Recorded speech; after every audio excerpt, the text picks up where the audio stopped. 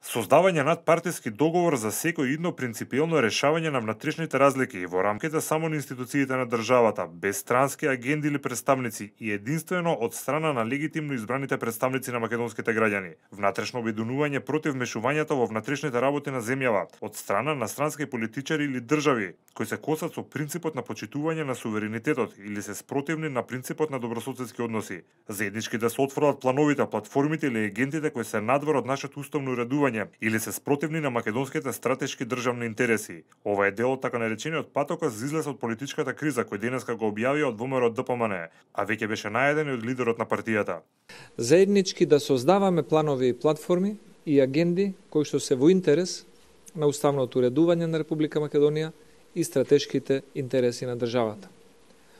Осуда на секој директен или индиректен ревизионизам на Охридскиот рамковен договор, кој е целосно вграден во Уставот на Република Македонија и нашето уредување.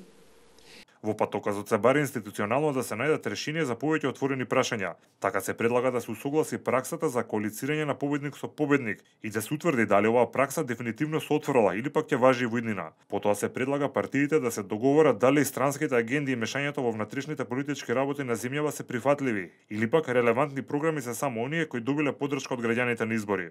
Политичарите треба да се договорат и дали при конституирање на собранието, сегашното, но и во секој иден состав, позицијата председател на собранието логично би му следало на политичката коалиција или партија која што победила на изборите или треба да биде предмет на надгласување.